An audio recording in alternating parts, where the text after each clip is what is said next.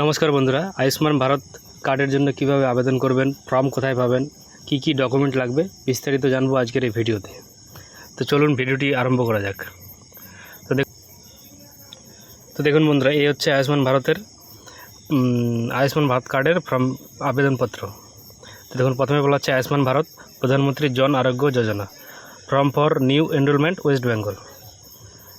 এখানটা দেখুন, তারপরে কী বলা হচ্ছে, প্রথমে আপনি যে তারিখে এই ফর্মটি জমা করবেন সেই তারিখটি এখানে বসিয়ে দেবেন। গেল। তারপর হচ্ছে যে ব্যক্তির নামে আপনি আবেদন করবে সেই ব্যক্তির আধার কার্ড নাম্বারটি কিন্তু এখানে বসাতে হবে। তারপরে সেই ব্যক্তির নাম এবং সেই ব্যক্তির রেশন কার্ডের নাম্বারটি কিন্তু এখানে বসাতে হবে। তারপর একটু নিচের দিকে আসলে দেখা যাবে ক্যাটাগরি, আপনার কি ক্যাটাগরির রেশন কার্ড আছে, AA নাকি SPHH নাকি PHH নাকি RKS1 নাকি RKS12 নাকি জেনারেল। আপনার যে ক্যাটাগরির কার্ডটি রয়েছে আপনি সেই ক্যাটাগরির ঘরে টিক করবেন। তারপরে এখানে কী বলা হচ্ছে, আধার লিঙ্ক মোবাইল নাম্বার। যে ব্যক্তি আবেদন করছেন সেই ব্যক্তির আধার কার্ডের সঙ্গে যে মোবাইল নাম্বারটি লিঙ্ক করা আছে সেই মোবাইল নাম্বারটি কিন্তু এখানে বসাতে হবে। তারপর সেই ব্যক্তিটি মেল নাকি ফিমেল, মানে পুরুষ নাকি মহিলা নাকি অন্যান্য, যেটি হবে আপনার ক্ষেত্রে যেটি হবে আপনারা সেটিতে টিক মার্ক করবেন। তারপরে সেই ব্যক্তির সেই ব্যক্তির জন্ম তারিখ আধার কার্ড অনুযায়ী যেটা হবে সেটা আপনারা এই ডেট অফ বার্থের ঘরে বসিয়ে দেবেন। তারপর নিচের দিকে বলা হচ্ছে ফুল অ্যাড্রেস। যে ব্যক্তি আবেদন করছে তার কিন্তু পুরো অ্যাড্রেসটা এই ঘরে লিখতে হবে। গ্রাম, তারপর হচ্ছে পোস্ট অফিস, তারপর হচ্ছে থানা, জেলা, সম্পূর্ণ কিছু কিন্তু এখানে লিখতে হবে। তারপরে ডিস্ট্রিক্টের ঘরে আপনি ডিস্ট্রিক্ট লিখে দেবেন, ব্লকের ঘরে ব্লক, গ্রাম পঞ্চায়েত যেটা হবে সেটা লিখবেন, ফ্যামিলি হেড নেম। যে আবেদন করছে সেই যদি ফ্যামিলি হেড হয় তাহলে তারই নাম, বা যে আবেদন করছে সে যদি না হয় বা অন্য কেউ যদি পরিবারের হেড হয় তাহলে তার নামটা কিন্তু এখানে লিখতে হবে। তারপরে বলা হচ্ছে টোটাল ফ্যামিলি মেম্বার্স, যে আবেদন করছে তার পরিবারে কতজন টোটাল সদস্য রয়েছে সেই সদস্য সংখ্যাটা কিন্তু এখানে লিখতে হবে। তারপরে আবেদনকারীর PAN card number, PAN card যদি থাকে তাহলে প্যান কার্ড নাম্বারটি এখানে বসাতে হবে, যদি না থাকে তাহলে দেওয়ার দরকার নেই। তারপরে একটু নিচের দিকে আসলে আবেদনকারীর ভোটার কার্ডের ডিটেলস চাওয়া হচ্ছে, ভোটার কার্ডের নাম্বার, তারপর হচ্ছে এখানটা বিধানসভার নাম্বার, তারপর পার্ট নাম্বার, তারপর সিরিয়াল নাম্বারটা কিন্তু বসাতে হবে। এসআইআর হওয়ার পরে যে 2026 সালে যে নতুন লিস্টে বেরোচ্ছে সেই নতুন লিস্ট অনুযায়ী কিন্তু আপনাদেরকে এই ডিটেলসটা ফিল করতে হবে। তারপর একটু নিচের দিকে আসলে দেখা যাচ্ছে স্বাস্থ্যসাথী। যদি আপনার ফ্যামিলিতে স্বাস্থ্যসাথী কার্ড থেকে থাকে তাহলে স্বাস্থ্যসাথী কার্ডের নাম্বারটা কিন্তু এই ঘরে লিখতে হবে। বোঝা গেছে? যদি না থাকে তাহলে লেখার দরকার নেই। তারপরে এখানটা বলা হচ্ছে ফর রুরাল, মানে শুধুমাত্র যারা গ্রামে বসবাস করেন তাদের জন্য এই দুটি অপশন। প্রথম অপশনটি হচ্ছে অনলি ওয়ান রুম উইথ কাঁচা ওয়ালস অ্যান্ড কাঁচা রুফ, মানে যদি আপনার পরিবারে একটি মাত্র ঘর থাকে কাঁচা দেওয়াল এবং কাঁচা ছাদ দিয়ে তাহলে ইয়েসের ঘরে ক্লিক করবেন। যদি না থাকে বা তার মানে একের অধিক যদি ঘর থাকে বা পাকা যদি ঘর থাকে তাহলে কিন্তু নোয়ের ঘরে ক্লিক করবেন। তা আপনার ক্ষেত্রে যেটা হবে সেটা করবেন। তারপর দ্বিতীয় নম্বর অপশনটা বলা হচ্ছে no adult member between age 16 to 59, মানে আপনার যে আবেদন করছে তার বাড়িতে কোনো পুরুষ বা মহিলা 16 থেকে 59 বছরের মধ্যে নেই। যদি না থাকে তাহলে নোতে ক্লিক করবেন, আর যদি থাকে তাহলে ইয়েসে ক্লিক করবেন। তারপর একটু নিচের দিকে আসলে দেখা যাচ্ছে, তারপর কী বলা হচ্ছে, family head household with no adult male member between age 16 to 59। যদি কোনো পরিবারে মহিলা প্রধান হয়ে থাকে এবং সেই পরিবারে কোনো পুরুষ 16 থেকে 59 বছরের মধ্যে না থাকে তাহলে ইয়েস করবেন, যদি থাকে তাহলে নোতে ক্লিক করবেন। তারপরে অপশনটি বলা হচ্ছে disable member and no able bodied adult member. যদি আপনার পরিবারে কোনো হ্যান্ডিক্যাপ লোক থাকে, মানে কোনো অ্যাডাল্ট মেম্বার থাকে কিন্তু কাজ করতে সক্ষম নয়, তাহলে ইয়েস করবেন। যদি সেরকম কেউ না থাকে তাহলে নোতে ক্লিক করবেন। তারপরে অপশনটি বলা হচ্ছে SC/ST হাউস হোল্ড। যদি আপনাদের পরিবার ST বা SC ক্যাটাগরির হয় তাহলে ইয়েস করবেন, যদি না হয় তাহলে নোতে ক্লিক করবেন। তারপরে বলা হচ্ছে ladies landless house hold driving major part of their income for manual casual labour. যদি আপনার জমি জায়গা না থাকে এবং শুধু লেবারি করে, মানে দিন মজুরি করে আপনারা চলেন, মানে দিনে আনেন দিনে খান, তাহলে সেরকম যদি হয় তাহলে ইয়েস করবেন, যদি না হয় তাহলে নো করবেন। তারপর অপশনটি বলা হচ্ছে আপনার পরিবার যদি ভিক্ষা করে খায় বা কোনো আর্থিক সাহায্য কেউ দেয় তারপরে যদি আপনার পরিবার চলে তাহলে ইয়েসের ঘরে ক্লিক করবেন, যদি না হয় তাহলে নোয়ের ঘরে ক্লিক করবেন। তারপরে অপশনে বলা হচ্ছে, এটার মানে হচ্ছে যদি আপনার পরিবারে কেউ মলমূত্র পরিষ্কার করে তাহলে ইয়েস করবেন, যদি না করে তাহলে নোতে ক্লিক করবেন। তারপরে অপশনে বলা হচ্ছে, এটার মানে হচ্ছে যদি আর্থিকভাবে পিছিয়ে থাকা আদিবাসী সম্প্রদায়ের আপনার ফ্যামিলি হয় তাহলে ইয়েসের করে ক্লিক করবেন, নাহলে নোয়ের করে ক্লিক করবেন।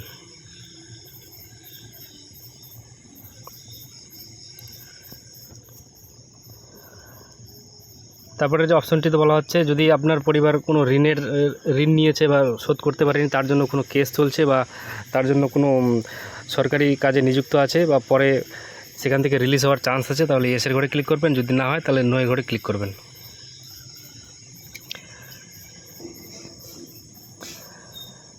তারপরে যে কলামটি রয়েছে এটা কিন্তু শুধু যারা শহরে বসবাস করে তাদের জন্য। উপরেরটা যেটা দেখালাম সেটা হচ্ছে যারা গ্রামে বসবাস করে তাদের জন্য, আর তাদেরকে এই নিচের কলামটা কিন্তু ফিল আপ করতে হবে না এখন যেটা দেখাচ্ছি। আর যারা শহরে বাস করে উপরে কলামটা ফিল আপ করতে হবে না, নিচের কলামটা কিন্তু ফিল আপ করতে হবে। তো প্রথম অপশনটি বলা হচ্ছে র্যাক পিকার। যদি আপনার পরিবার নোংরা আবর্জনা কুড়িয়ে, মানে যেরকম পলিথিন, বোতল, ক্যারি ব্যাগ এইসব কুড়িয়ে বিক্রি করে যদি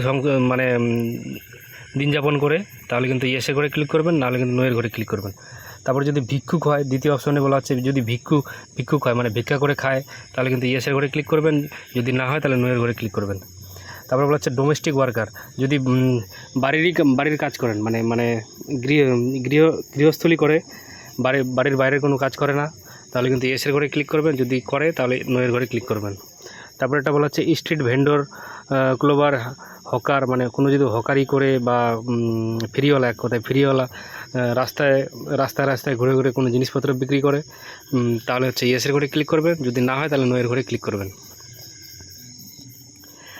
তারপরে অপশানে বলা হচ্ছে যদি আপনার পরিবারে কন্ট্রাকশন ওয়ার্কার, মানে রাজমিস্ত্রির কাজ বা লেবারি, তারপর হচ্ছে রং মিস্ত্রি, কুলি, মানে প্লাম্বার, মানে পাইপের কাজ, এরকম যাবতীয় টাইপের যদি কাজ করে থাকে তাহলে হচ্ছে ইয়েসের ঘরে ক্লিক করবেন, যদি না করে থাকে তাহলে নোয়ের ঘরে ক্লিক করবেন। তারপরে অপশানে বলা হচ্ছে সুইপার ওয়ার্কার মেল। যদি ঝাড়ুদার, আপনার পরিবারে কেউ যদি ঝাড়ুদার হয়ে থাকে বা মালি হয়ে থাকে তাহলে ইয়েসের ঘরে ক্লিক করবেন, যদি না হয়ে থাকে তাহলে নোয়ের ঘরে ক্লিক করবেন। তারপরে অপশানে বলা হচ্ছে হোম বেস ওয়ার্কার টেইলর। যদি আপনার পরিবারে কেউ দর্জিগিরি করে বা কাপড় সেলাই করে বা হাতের তৈরি কোনো কাজ করে থাকে, হাতে বানায়, মানে কুটির শিল্প, যেটাকে বাড়িতে বসে বানায়, তাহলে ইয়েসের ঘরে ক্লিক করবেন, নাহলে কিন্তু নোয়ের ঘরে ক্লিক করবেন। তারপরে অপশানে বলা হচ্ছে আপনার পরিবারে যদি কেউ কন্ডাক্টর, মানে ড্রাইভার, মানে বাসের কন্ডাক্টর বা গাড়ি চালায়, এরকম যদি কেউ থাকে, বা রিক্সা চালায় বা টোটো চালায়, তাহলে কিন্তু ইয়েসে করে ক্লিক করবেন, নাহলে কিন্তু নোয়ের ঘরে ক্লিক করবেন।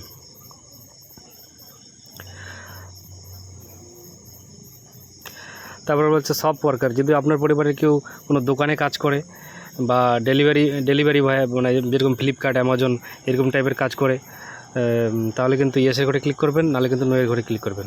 তারপরে অপশানে বলা হচ্ছে যদি আপনার বাড়িতে কেউ ইলেকট্রিশিয়ান, মানে ইলেকট্রিকের কাজ করে বা কোনো মেশিন যন্ত্রপাতি রিপেয়ার করে, এরকম টাইপের যদি কাজ করে থাকে তাহলে কিন্তু ইয়েসের ঘরে ক্লিক করবেন, নাহলে কিন্তু নোয়ের ঘরে ক্লিক করবেন। তারপরে অপশানে বলা হচ্ছে ওয়াশম্যান বা চৌকিদার। যদি আপনার পরিবারে কেউ ধোবি হয়ে থাকে, মানে জামা কাপড় কাচে, বা কেউ যদি চৌকিদারি করে, মানে কোনো বড় বড় কোম্পানিতে গার্ডের কাজ করে, তাহলে কিন্তু ইয়েসের ঘরে ক্লিক করবেন, নাহলে কিন্তু নোয়ের ঘরে ক্লিক করবেন। তারপরে কলমে বলা হচ্ছে অ্যাডিশনাল ইনফরমেশন।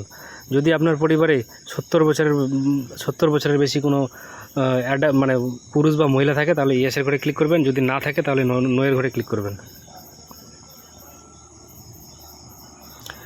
তারপরে অপশানে বলা হচ্ছে আপনার পরিবারে যদি কেউ আশা বা অঙ্গনারী কর্মী হয়ে থাকে তাহলে কিন্তু ইয়েসের ঘরে ক্লিক করবেন, নাহলে কিন্তু নোয়ের ঘরে ক্লিক করবেন। তারপরে দেখুন কী বলা হচ্ছে আপনার ফ্যামিলি ইনকাম, মানে আপনার ফ্যামিলিতে যতজন রয়েছে তাদের প্রত্যেকের ইনকাম মিলে যদি 8 লাখ পার ইয়ার হয় তাহলে ইয়েসের ঘরে ক্লিক করবেন, যদি 8 লাখের নিচে হয় তাহলে নোয়ের ঘরে ক্লিক করবেন। তারপরে হচ্ছে any member of family paying income tax. যদি আপনার পরিবারের কেউ ইনকাম ট্যাক্স দিয়ে থাকেন তাহলে ইয়েসের ঘরে ক্লিক করবেন, নাহলে নোয়ের ঘরে ক্লিক করবেন। তারপরে বলা হচ্ছে ফান্ডস ইন এসডিডি। যদি এসআইআরে আপনার পরিবারের কারো ভোটার কার্ড বাতিল হয়ে থাকে বা নাম ডিলিট হয়ে থাকে তাহলে কিন্তু ইয়েসের ঘরে ক্লিক করবেন, নাহলে কিন্তু নোয়ের ঘরে ক্লিক করবেন। আর তারপরে অপশনটি বলা হচ্ছে এসআইআর ট্রাইব্যুনালে আছে, পেন্ডিং কেস আছে, মানে এখনও পেন্ডিং আছে, নাম কেটে গেছে, আপনি আপিল করেছেন, এরকম যদি হয়ে থাকে আপনার পরিবারে কেউ, তাহলে কিন্তু ইয়েসের ঘরে ক্লিক করবেন। যদি এরকম কোনো কিছু না হয়ে থাকে তাহলে নোয়ের ঘরে ক্লিক করবেন।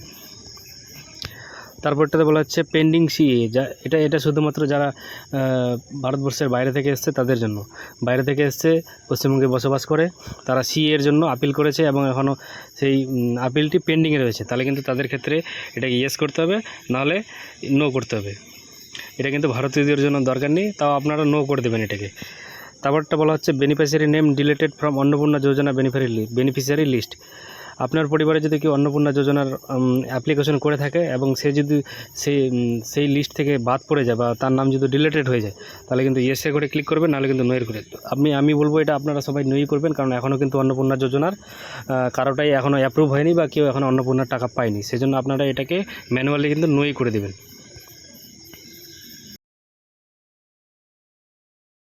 কিন্তু বলা হচ্ছে দেখুন ডিক্লারেশন অ্যান্ড কনসেন্ট। আপনার ডিক্লারেশন এখানটায় টিক বক্সের করে টিক করবেন এবং যে আবেদনকারী সেই এখানটায় সিগনেচার করবে। যদি সিগনেচার করতে না পারে তাহলে বা আঙুলের কিন্তু টিপ ছাপ এখানটায় দিতে হবে। তারপরে নিচের দিকে একটু দেখা যাচ্ছে যে রিসিপ্ট। আপনি যে ফর্মটি জনকল্যাণ শিবিরে জমা করবেন, আপনাকে কিন্তু এই যে জায়গাটা এটা কিন্তু রিসিপ্ট হিসেবে আপনাকে দিয়ে দেবে। তো আপনার এখানটা আধার নাম্বারটা লিখে দেবেন, তারপর আবেদনকারীর নাম, আবেদনকারী রেশন কার্ডের নাম্বার, আবেদনকারী কি মহিলা না পুরুষ সেটা লিখে দেবেন, তারপর তার জন্ম তারিখ এবং কত তারিখে ফর্মটি জমা করেছেন সেই ডেটটা কিন্তু এখানটা লিখে দেবেন। এটা কিন্তু আপনাকে ছিঁড়ে রিসিপ্ট হিসেবে আপনাকে দিয়ে দেবে জনকল্যাণ শিবির থেকে। তারপরের যে পেজটা রয়েছে এটা কিন্তু শুধুমাত্র অফিস ব্যবহার করবে, আপনাকে কোনো কিছু লিখতে হবে না। যে সরকারি কর্মচারী আপনার ফর্মটি অ্যাকসেপ্ট করবে, আপনি যদি যোগ্য হয়ে থাকেন তাহলে এলিজিবল করবে এবং কী কারণে যোগ্য সেটা এখানটা কিন্তু সে রিমার্কে ঘরে লিখে দেবে এবং ভেরিফাই করে দেবে, তার নাম লিখবে এবং সে কোন পদে রয়েছে সেই পদটি লিখবে। আর আপনি যদি যোগ্য না হন তাহলে কিন্তু নন এলিজিবল, কী কারণে যোগ্য নন সেই কারণটা এখানটা লিখে দেবে। তো এটা আপনাকে কোনো কিছু লেখার দরকার নেই, এটা ছেড়ে দেবেন। দেখুন তারপরে যে পেজটি রয়েছে এটা শুধুমাত্র আপনার পরিবারে যদি কেউ 70 বছরের বেশি বয়সী লোক থাকে তাহলে কিন্তু তাদের জন্য। দেখুন এখানে পরিষ্কার লেখা আছে, শুধুমাত্র তাদেরকেই কিন্তু এটা ফিল আপ করতে হবে। উপরে যে আমরা ফর্মটি ফিল আপ দেখালাম সেম ফর্ম, এটাও কিন্তু Aadhaar number, applicant name, ration card সব কিছু সেম আছে। যার ফ্যামিলিতে শুধুমাত্র 70 বছর বয়সী বেশি পুরুষ বা কোনো মহিলা আছে তাদের জন্য কিন্তু এই ফর্মটা, তারা শুধুমাত্র এই ফর্মটি ফিল আপ করবে। দেখুন ফর্মটা কিন্তু সেম আছে। তো আশা করি বন্ধুরা বুঝতে পেরেছেন কীভাবে আয়ুষ্মান ভারত কার্ডের জন্য আবেদনপত্রটি কীভাবে ফিল করবেন এবং কিভাবে জমা করবেন। এই ফর্মটি আপনারা ক্যাম্প থেকে পেয়ে যাবেন, জনকল্যাণ শিবির যে ক্যাম্প 15, 16, 17 3 দিন চলবে সেই ক্যাম্প থেকে পেয়ে যাবেন, সেখান থেকে নিয়ে ফিল করে সেখানটা কিন্তু জমা করে দেবেন। তো আশা করি বন্ধুরা বুঝতে পেরেছেন। ভিডিওটি ভালো লাগলে ভিডিওতে একটি লাইক করবেন এবং চ্যানেলে নতুন হলে চ্যানেলটিকে সাবস্ক্রাইব করে পাশে থাকা বেল আইকনের নোটিফিকেশন অন করে দেবেন। তো আজকে এই পর্যন্তই, দেখা হবে অন্য কোনো ভিডিওতে। ধন্যবাদ।